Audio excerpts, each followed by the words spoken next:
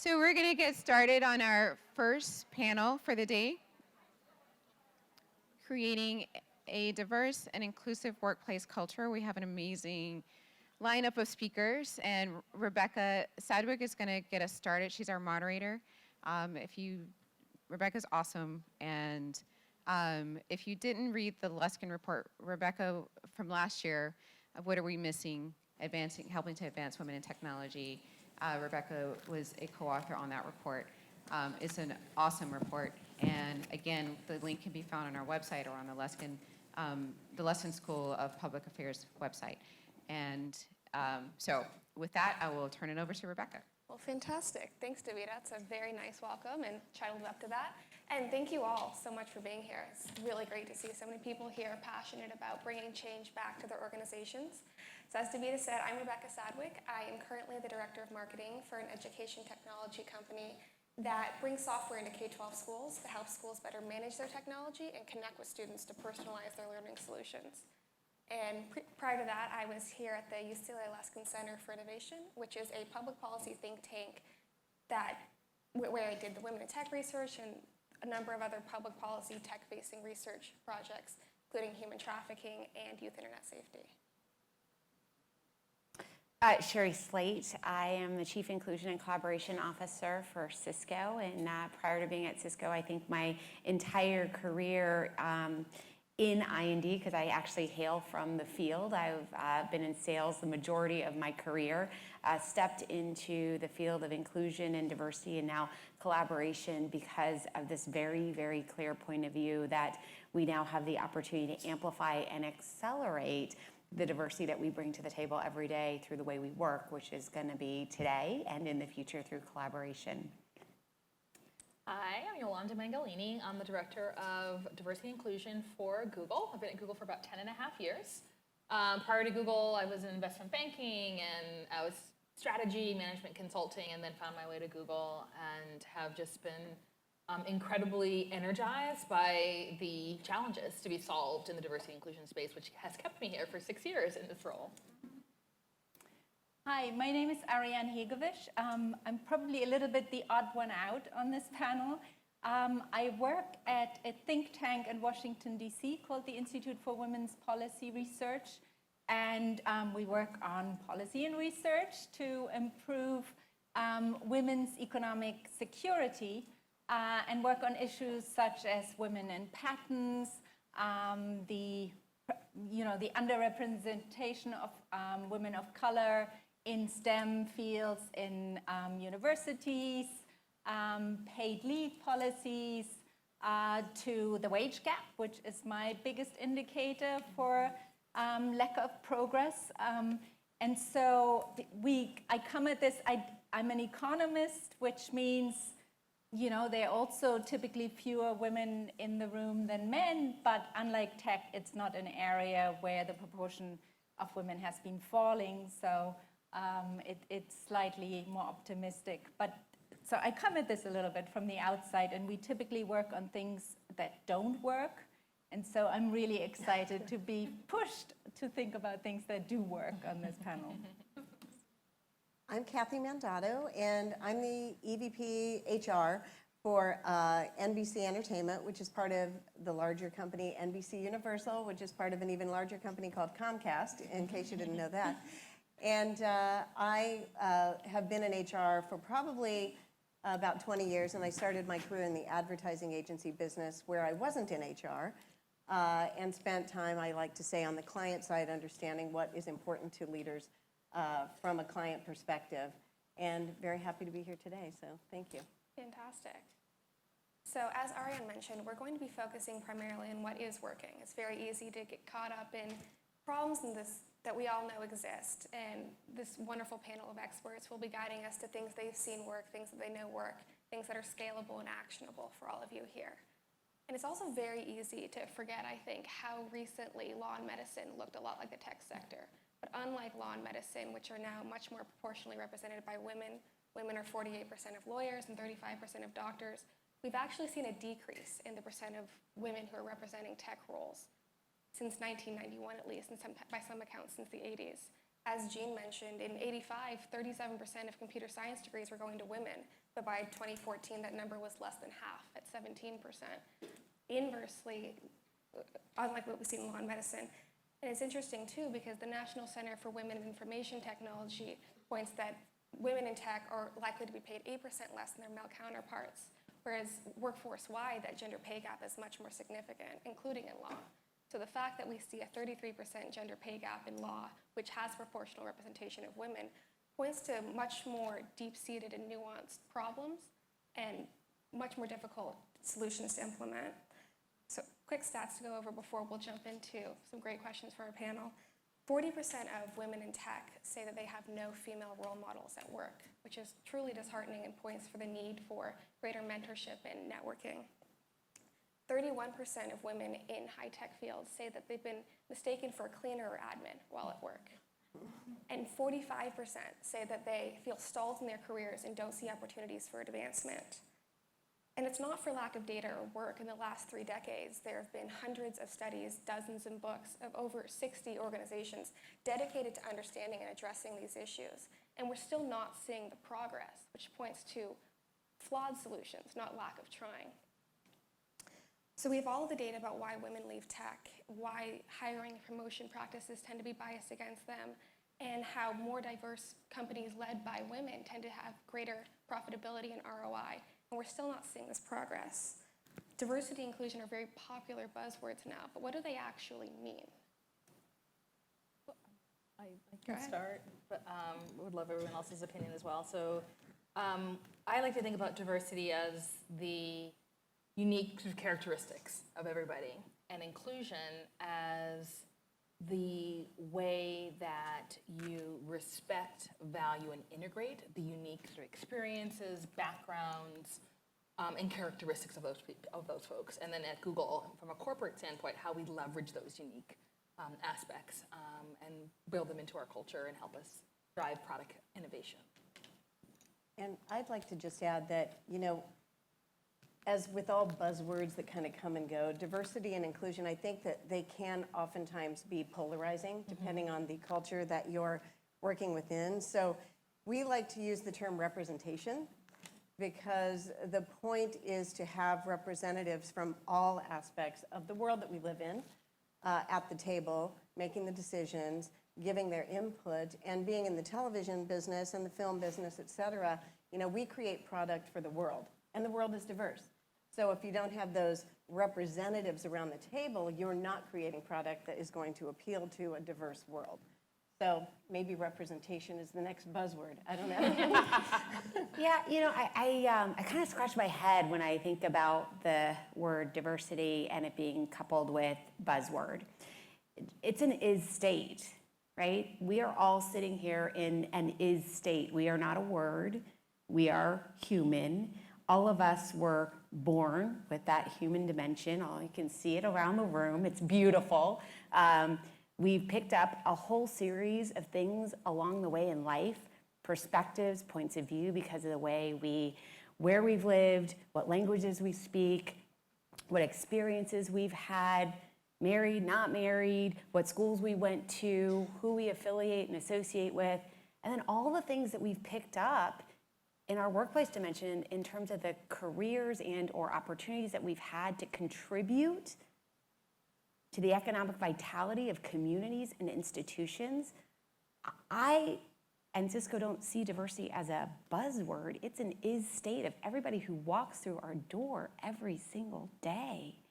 That is what we want to unleash. That is why we've got jobs. That is why you are uniquely you. And in order for us to, from a tech standpoint, from a product development standpoint, we need that at the table every single day to drive what CISCO's in the business of doing, which is innovation. Great. And so in leveraging this talent, are there any challenges that you've seen at CISCO that you've had to overcome in making sure these diverse groups have been leveraged to their full potential? So I'm going to actually ask the rest of the panel if you want to take that one first, and I can dovetail on the back end around, you know, challenges in leveraging diversity. Okay, let me start with the DC answer. which probably was part, a little bit linked to the previous question. The challenge partly is, for us at least in DC, how do we operationalize that into something that the city of LA does, or that goes into the laws? How is it implemented? And for us, then it gets back to who has power, who gets access, how do you have targets or quotas? And so for me, one of the very first issues is, that we always struggle with is women and minorities. And, what about women of color? You lose a lot of women in that. And you lose, so it's a kind of moving beyond that, what you're trying to say diversity should do, but how do you operationalize so that you then get access to resources? And so for one of the challenges for us, I work a lot on middle and lower skilled women. There's a big apprenticeship initiative out there at the moment, including trying to get women into tech that way through internships and whatever. And it's always women and minorities, and a lot of people get left out. So from that point of view, leveraging access to resources, there are a lot of challenges still. There's some intentionality that's involved here, and I think Jeannie, was that the CT? So when she was talking about the number of women technologists in the mayor's office, and she had 60%, she said that was intentional, right?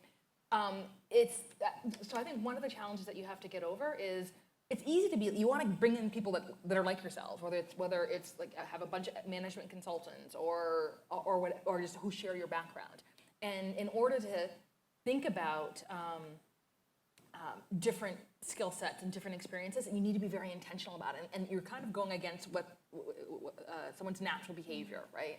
So I think that, I don't know, for me, that has proven to be a challenge. And have people see value in other experiences. I think when it comes to the hiring, as we've all heard so many times before, people hire people that are like themselves, right? Something that they have in common with them. Maybe they went to the same school. Maybe they look like them. So, we still, have our eye out for that. One of the things that we do is for any vice president or above position, we do require a diverse slate. And in many of our businesses, because we care so much about diversity and women being hired, we go as far as having a diverse slate for every single position, so that we're forcing the issue of people meeting people that aren't necessarily like themselves. And year over year, we have improved across the board in every position, our women and people of color, hiring. So it does seem to be working without going as far as quotas, which would not really work in our environment. But we are introducing people to folks they might not have ever met before. So that, I think, is a start. I think you beautifully tied in, kind of intention, and you were showing that when you have the intention, it does move the needle. I would say one of the challenges to getting to intention is looking at the right data, right? I think that there are things that are in our blind spot that have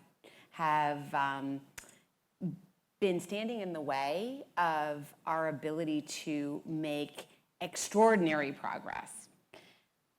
Here's kind of my connecting the dots. So you got to have intention, then you got to have, the infrastructure to be able to move the needle. But if we aren't looking at the data that gives us the insight into where to move the needle, we're always going to have a gap. There's going to be a gap in, kind of where we are and where we want to operate as organizations and institutions. And I'll give you an example. There's one piece that is about counting people. It does matter whether or not you are in the room. It absolutely matters if you are in the company.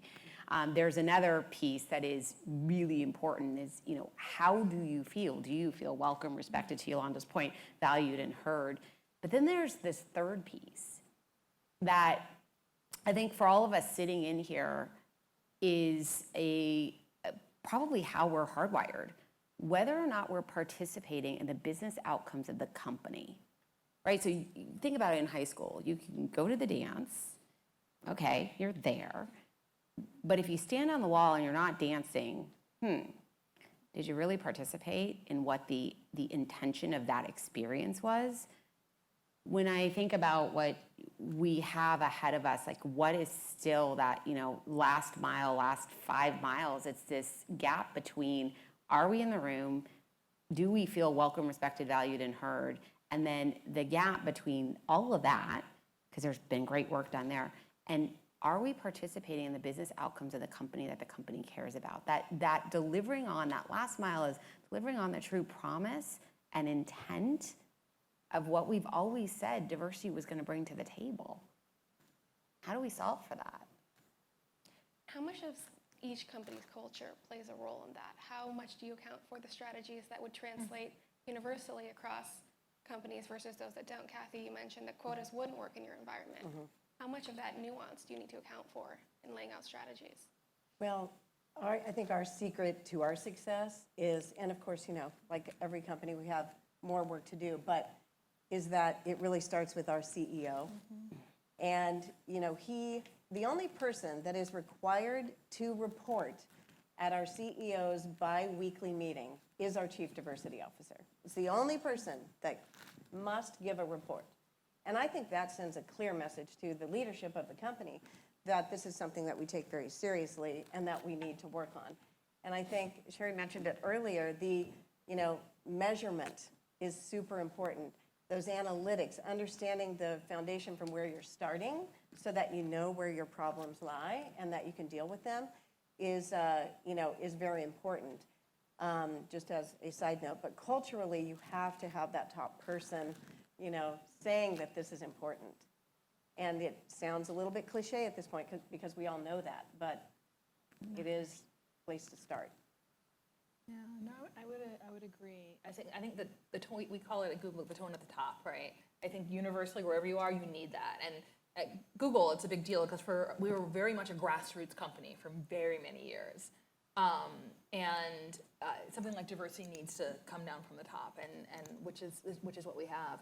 I think there are pieces that are probably very sort of culture specific. I remember maybe 4 or 5 years ago, I went and gave a talk at, it's a German-owned company. It was founded like in the 1850s or so. It's been around forever.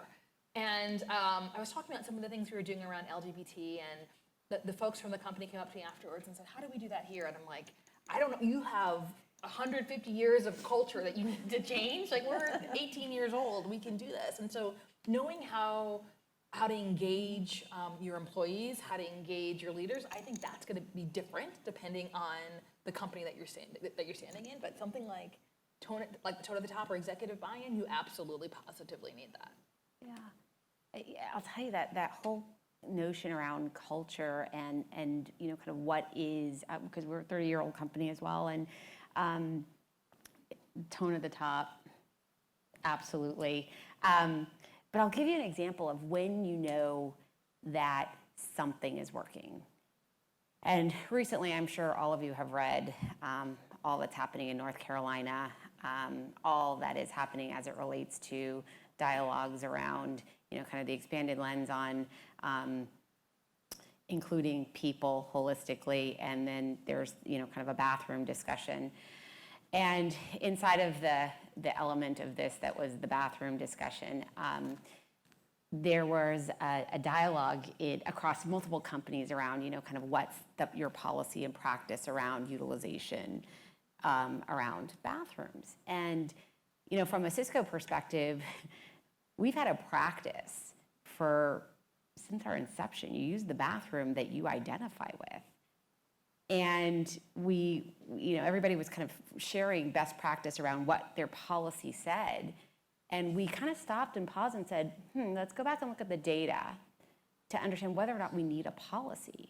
So since our inception, we've had a practice of using whatever bathroom you identify with. We went back and we looked at the ER cases.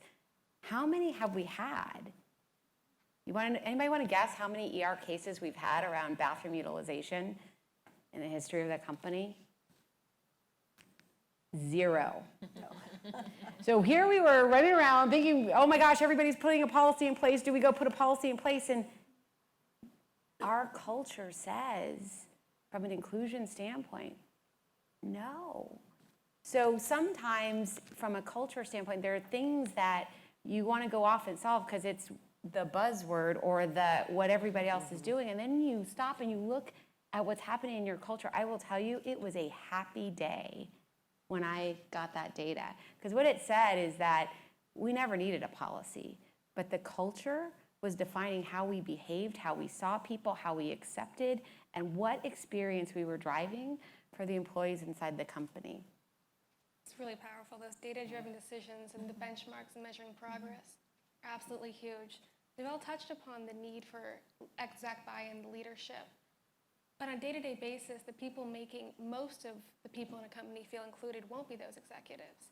Where does that fabric and that breakdown lie between the responsibilities and the obligations of each employee and where the exec leadership and the tone is being set? I mean, one of the issues, and you will all have much more on this kind of more concretely, but one of the issues that we come up against with in terms of how to implement change is that often the line managers and supervisors don't have the kind of human skills to intervene when they see something doesn't work.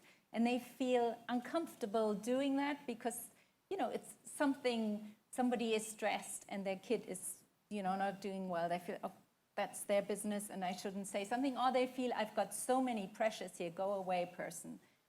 So to concretely help them to intervene and feel okay about intervening, and then to hold them accountable for it with measures on, you know, how much they push the needle on diversity and so on. But I think that giving them the kind of soft skills, especially in the kind of harder disciplines, I think is incredibly important, and letting them know that it matters that they perform on those areas. I think in our environment, we spend a lot of time educating our employees on the business of the business. You know, what makes sense, how to drive, you know, the greatest ROI. And, you know, ROI has been mentioned here already this morning, but I think that, you know, focusing people on the ROI of diversity and inclusion is also very important, because if you have someone who doesn't quite get it from just a human interest standpoint, then, you know, that ROI can be the thing that kind of, you know, puts them over the edge and makes them realize this is actually good for business. And every year we have a meeting with our showrunners, who are the folks that literally create and drive the shows that we put on our air. And about 3 years ago, we did one on, and we do it every year since then, the business of diversity, and how you will attract more people to watch your program if you have a more diverse cast, you know, so to speak. And that's a huge topic right now in Hollywood, as you all know. And it's amazing the progress that we have made since that first presentation. You know, there are other stakeholders in that process, like the agents that represent the actors. We've gone to the agencies and said, don't even think of coming to us unless the slate for whom you are suggesting for these roles is diverse. We're not going to look at it. We're going to turn it down. Try again. And so you need to, like, sort of in the no stone goes unturned philosophy, hit every stakeholder along the way and let them know that this is a huge, you know, thing that you are working on as a business. And it actually does, it has made a huge difference. Hopefully you've seen that on our air. So. We're happy. Yeah.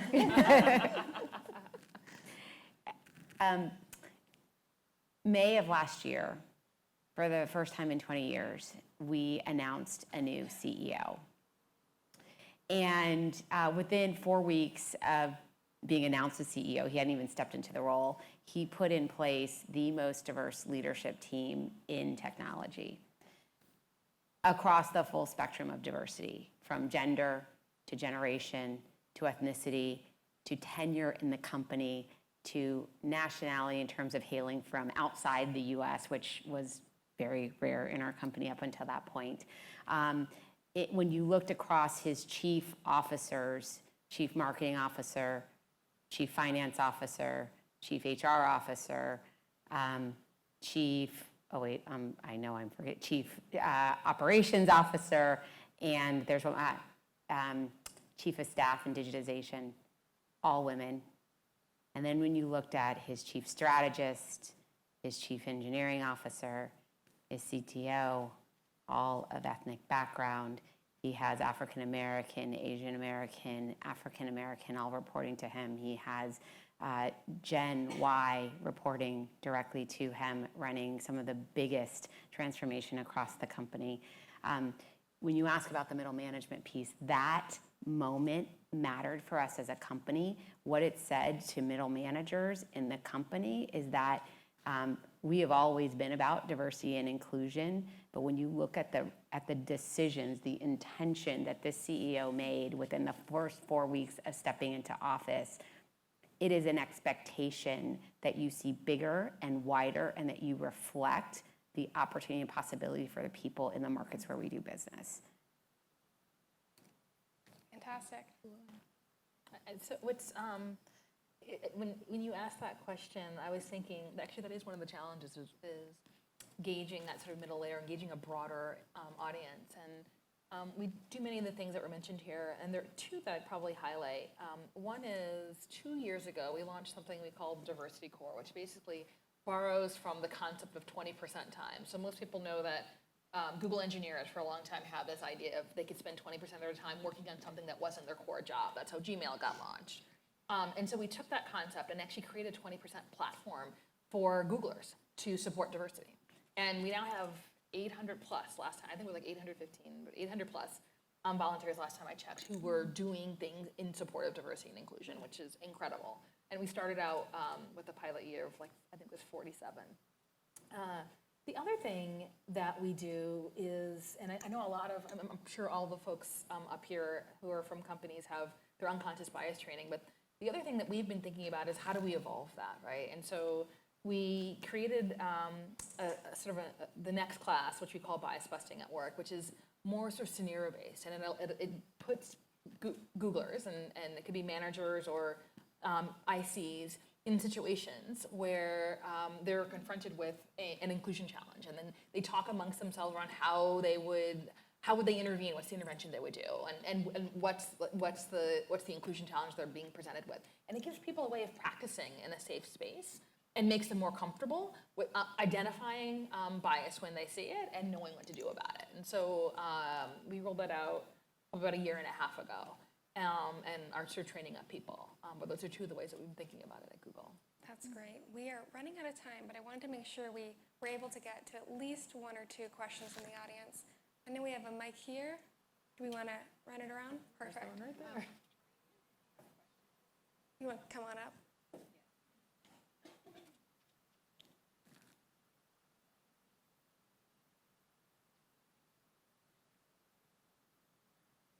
Having some technical delays. Hello, thank you guys for coming out. I'm Tiffany Black, I work at eBay, I'm up in the Bay.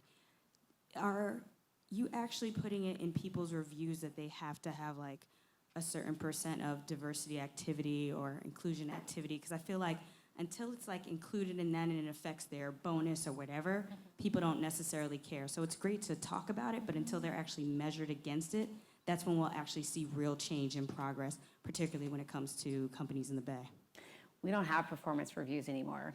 So here's the beautiful thing that is happening to all of us because we're creating it. It's this thing called digital transformation, and it is breaking all policy practice in the company because we're having to rethink how we do things and what's possible now that wasn't possible before. We actually don't have performance reviews anymore. And we are looking at this whole notion of best teams and how inside of best teams do you start to hold people accountable for the things that create the environment where best teams can thrive. And let me tell you why best teams are important.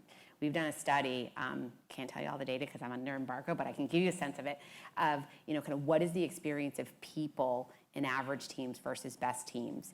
And not just people across the full spectrum of diversity. And what happens in the creation of best teams versus average teams, I will tell you hands down, it is absolute goodness for diversity inclusion. Anybody who cares about it, and anybody who wants to leverage their diversity and inclusion at the table, it is a great thing.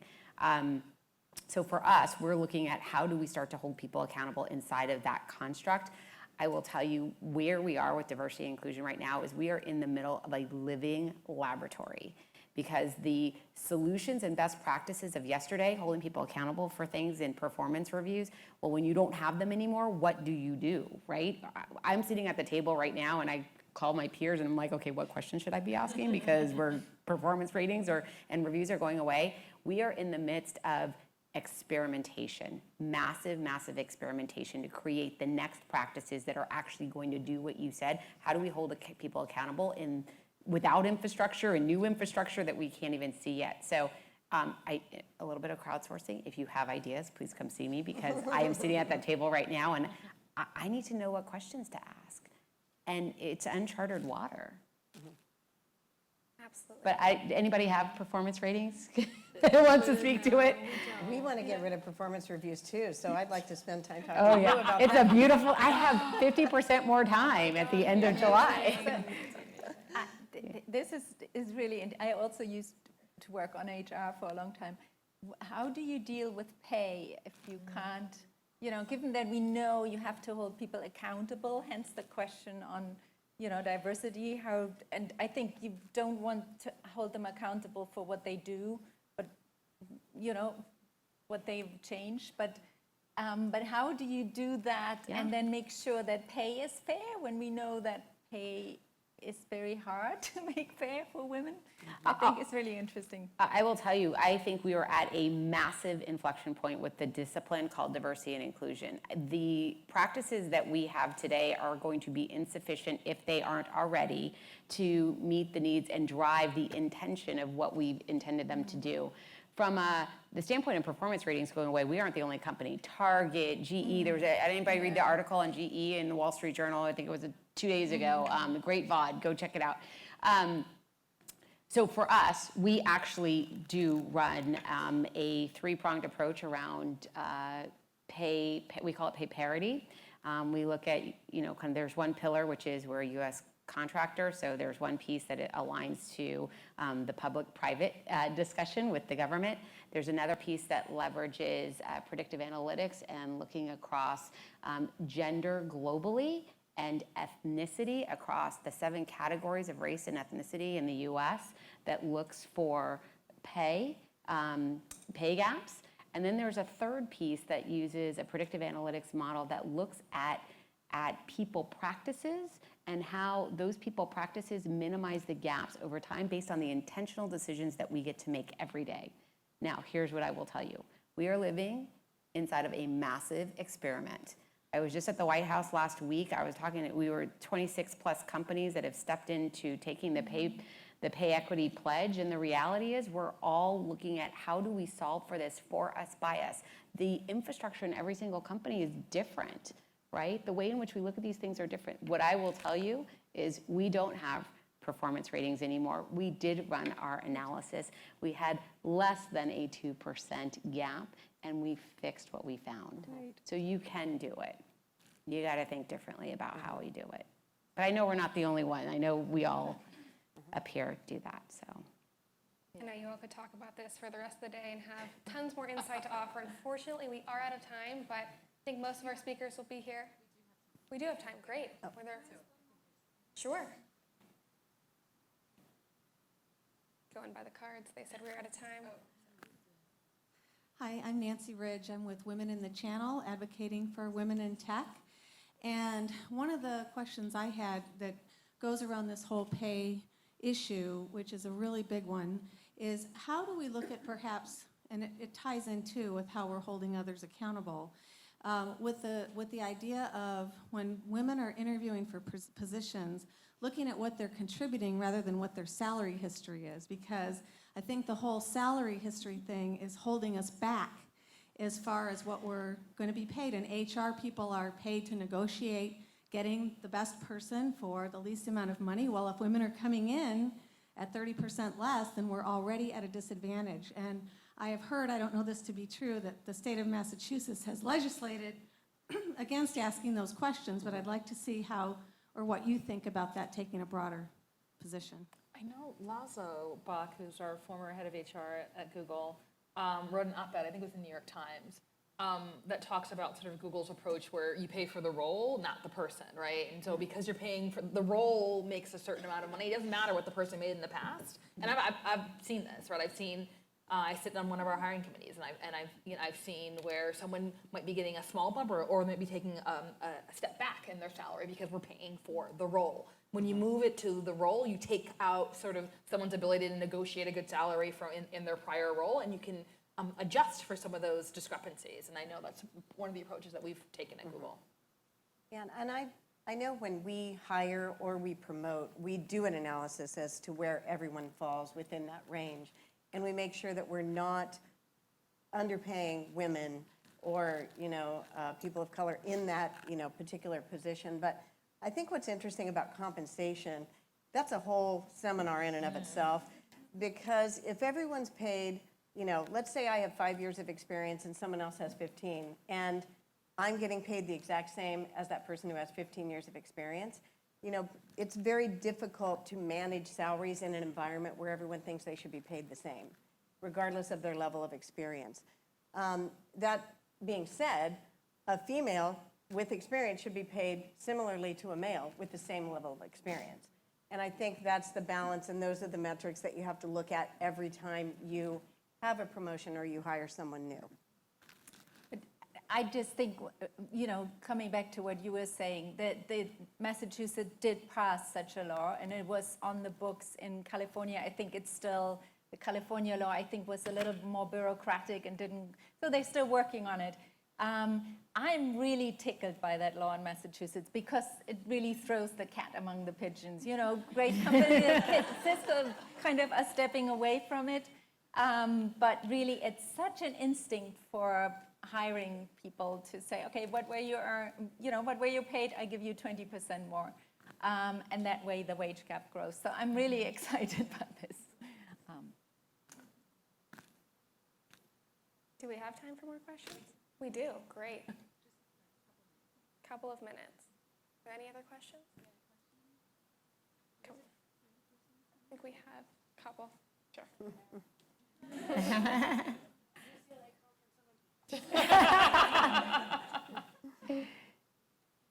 Hi, my name is Melina. I spent 4 years working for Disney Interactive Media Group, and now I teach here at UCLA, but I want to get back into corporate America. One of the things that I saw at Disney, and this is only in my division, I felt that the company misrepresented their numbers because they said we have X amount of women working in tech, but I was a linguist trying to get into computational linguistics. Anybody need one? And we had a lot of technical project managers and project managers that were female, but I could not find a software engineer or somebody who I could work with to do coding that was female. That's not to say that I don't want to work with you dudes, that's really awesome, but they kept saying we have this many people that work in tech, but really for the hardcore technical skills, I did not see any women that were readily available to me. So my question is, how do we deal with misrepresentation of data that companies are self-reporting? I don't know if it's misrepresentation. That's where I was going to. I think it's how it's your perspective. So I would say what we look at as technical talent is probably different than other companies. Like for us, product managers are incredibly technical. They have computer science degrees. In other companies, product managers are more marketing people, right? And so There isn't a standard, right? Yeah, There's no standard. No, industry we've talked about standard. this We, before. I know, we had many a conversation about this, and we still haven't solved it. But it just makes me wonder, how are our numbers accurate, what we're hearing? Like, does every company, do they have a different way of measuring that? So it seems very subjective to me, just like you mentioned. Your company measures it this way, but the company I worked for just said if they were in a technical group, they considered the women technical people. They would need some technical acumen, though, right, in order to be communicating across the people in the department, right? Oh, yes. Even if you're in working with technical people, in order to have any kind of efficiency or efficacy, you need to be able to speak their language and understand their trials and tribulations. And I'm inclined to say these divides are less important if women want to be utilized in a way that as more or less some of these skills, but still are technical and still rely on that. Don't want to discount that in any way. I think there's a couple of questions that you can ask is, what job families fall into, if you want to unpack what the numbers are for your company, what job families actually fall into technical versus non-technical roles. At CISCO, we actually align to the EEO1 categories just so that there is a line of sight between whatever we report, whatever those numbers are, and what we make transparent in our CSR report. And so those two things, you should be able to go to the EEO1 and then go back to our technical versus non-technical women, and you will know that what's in the technical versus non-technical women number, or technical versus non-technical category numbers, aligns to the technical roles in the EEO1. That's just because there isn't a standard, so that was a standard that we leveraged. But on the fact that you're a linguist and you're where you want to play, I've got friends who have. Let's talk. Let's talk. On LinkedIn. I've got a friend, CEO of a company, she's a linguist. Thank you for your I time, see you. ladies. I think we had one more question if we have time for it.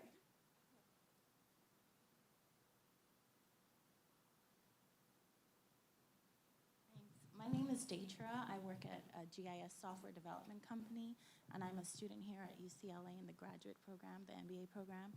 So my question is, I've loved all the discussion about data and how we need to measure. If we don't measure it, does it matter? How do we track our progress? My question is, what are the leading indicators? So a lot of the data is lagging. Maybe you're seeing after the C-suite has been formed, or after we're losing women, or after the hiring isn't done or the promotion isn't done. But I like your idea of the teams, the best teams. So what are the things that we can be looking at before we see the attrition to get a good grasp on being more proactive with some of these issues? Good question. Can I ask, can I throw in one side one which probably isn't on any of your list? Measure how many men take paternity leave, because that is a really good indication of how much you have managed to shift, get away from the mummy track, make flexibility and work-life balance more of an issue. And some of my favorite companies around this, PricewaterhouseCoopers, for example, they got up their men who take full paternity leave of 6 weeks, the same for women, to 40%. And you think, oh, wow, I think 40%, that's fantastic, because we know everywhere else it's like 6%. Everybody else thinks 40%, all women take, like you get into 90. But it took them a year of concerted effort to change the culture and to help teams see how they manage this, how they deal with absences, and to relentlessly promote that. So I think some of these issues on, are you managing to shift the culture, and what do you get out of, I'm sure you all do employee engagement surveys, on how people feel respected, and corporate versus, competitive versus cooperative culture, and all that kind of stuff. So I think there are other ways to measure apart from, okay, now they're gone, or this many apply kind of thing. I think you're spot on. We're in the middle of a living laboratory. I think the value metrics that we used to look at before, how many people attended this, how many people went to this, how many programs do we have? We have the problem of more, because we usually have 400 plus programs, and there's no way with 400 plus programs you can ever move the needle. But inside of whatever you have, what are those value metrics? And then how do you start to correlate the outcomes of those solutions to what you're trying to drive? Attract, retain, develop, like if we just in the simplest way. So I'm going to give you an example at CISCO. We had 400 things when I stepped into this role. We had the problem of more. Like, you cannot do 400 things globally, and oh, by the way, 400 things, and they were built for 32 people max to go through them. So we narrowed it down to actually basically 32 things. And then what we found is when we were able to drive enough consumption and adoption of those 32 things, we actually had enough critical mass on the back end to actually understand how those things were servicing our intended outcome. Were they keeping people longer? Were they helping us move people around or promote them faster? Promotion velocity, or were they helping us in some way to actually attract the people that we were bringing to the table? Let me just tell you, it was eye-opening, because most of what we had created in service of doing attract, retain, or develop, we actually found that the 32 things that we had actually had goodness, but that goodness wasn't what we actually designed that thing to do. I'll give you an example. We had this program called Jump, and it was about helping us to drive promotion velocity of women. Fabulous, fabulous program, off the charts, happy scores.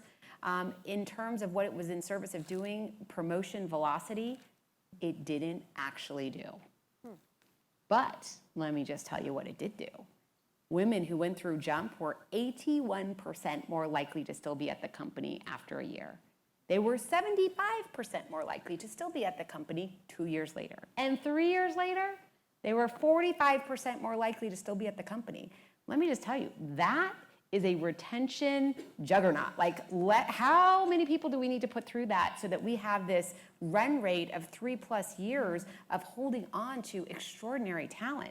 Let me just tell you, it actually sent our thinking in a very different place. It was about looking at those value metrics and then understanding, how do we scale for capacity to ensure that we are putting enough people through, gets to predictive analytics, so that we can do the math on this. I'm not the one that does the math on this. Remember, I came from the field in sales, but we've got some really amazing, amazing leaders who are putting the predictive analytics model underneath this to say, okay, of the 32 things that we have with the business outcomes that they are driving in terms of attract, retain, and develop, how many people do we need to get through it in a year? Think of a 1-year service contract, right? 1-year service contract. You then model that out and you say, I got to put X number of people, whatever the category is, through this solution in a year, and it gives me this predictive run rate on a 3, 5, whatever those analytics are, or those value metrics are. I am telling you, that's where we're moving. We aren't fully there yet, but we've got the foundational model to look at, and I even know now who in the company, what function, what region to go target based on what the gaps are in their data, to say, okay, you, sales, services, engineering, whatever, need to consume these 5 solutions at this quantity, and here's the target audience that you need to put through it, and here's how much it's going to cost you. We're getting to predict it. We're not fully there yet because we're in a living laboratory.